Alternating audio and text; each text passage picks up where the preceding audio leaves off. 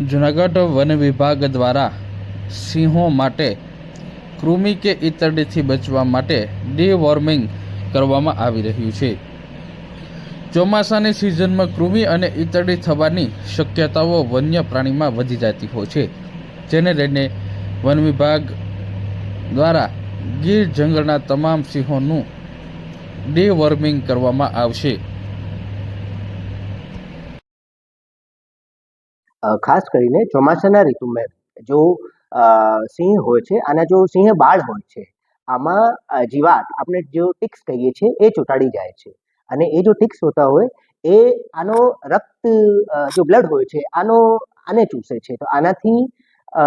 આનો જો સિંહ બાળ હોય છે આનો હિમોગ્લોબિન લેવલ ખૂબ જ ઘટી જાય છે અને આની પ્રતિરોધક ક્ષમતા પણ ઘટી જાય છે। તો આના સાવચેતીના રૂપે અમે જો એવા નાના નાના બચ્ચાઓ હોય અને અગર આને જીવાત અમે જોવા મળે તો અમે આને રેસ્ક્યુ કરીએ છીએ અને આને રેસ્ક્યુ કરીને જો અમારી વેટનરી ડૉક્ટરની ટીમ હોય છે એ આની દવા આપે છે, તાકી એ જો જીવાત હોય એ હટી જાય તથા જો સિંહ બાળ છે એ સારી રીતે પોતાનો આગળ જંગલમાં જીવનયાપન કરી શકે।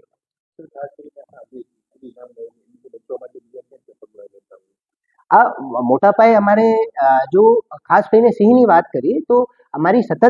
સિંહ અવલોકનની એક પ્રક્રિયા દર દિવસ ચાલતી જ હોય છે અને પેટ્રોલિંગના દરમિયાન કોઈ પણ સ્ટાફને અગર કોઈ પણ સિંહમાં કોઈ પણ પ્રકારની કમજોરી જોવા મળે, ખાસ કરીને ચોમાસામાં, તો પછી આનો બારીકીથી અમે અવલોકન કરીએ છીએ અને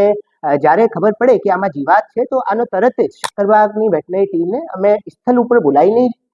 રેસ્ક્યુ કરીને આનો નિરાકરણ કરીએ છીએ। હું ચાલુ જ રાખું? ઓકે સર, આ જે કપ્સને ડોઝ આપવામાં આવતો હોય છે, માત્રા કેટલી હોય છે, કેવી રીતે નક્કી કરવામાં આવતી હોય છે? ભલે કપ્સ હોય અથવા કોઈ એડલ્ટ મેલ ફિમેલને પણ અગર અમારે આપવાની જરૂરિયાત પડે તો આના વજનનો ઉપર નક્કી થાય છે। કપ્સનો કેટલો વેટ છે, કેટલી આયુ છે, આ તરીકે વેટનરી ડોક્ટર નક્કી કરે છે કે આ જો ડોઝ છે આ કેટલી હશે, તાકી વધારે ડોઝ ના જાય અને આનો પ્રતિકૂળ પ્રભાવ ના પડે।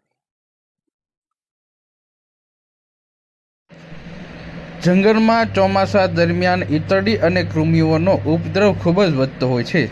જેથી સિંહો અને અન્ય પ્રાણીઓ માટે ખૂબ જ ઘાતક સાબિત થાય છે। પ્રથમ દ્રષ્ટિએ ટ્રેકરને જ્યારે સિંહની હલનચલન અને શારીરિક ચેષ્ટાઓમાં થોડો ઘણો ફેરફાર દેખાય છે અને તાત્કાલિક વેટરનરી ડૉક્ટરને જાણ કરી અને રેસ્ક્યુ કરી સારવાર કરવામાં આવશે, જેને લઈને વન વિભાગ દ્વારા આગોતરું આયોજન કરવામાં આવ્યું છે।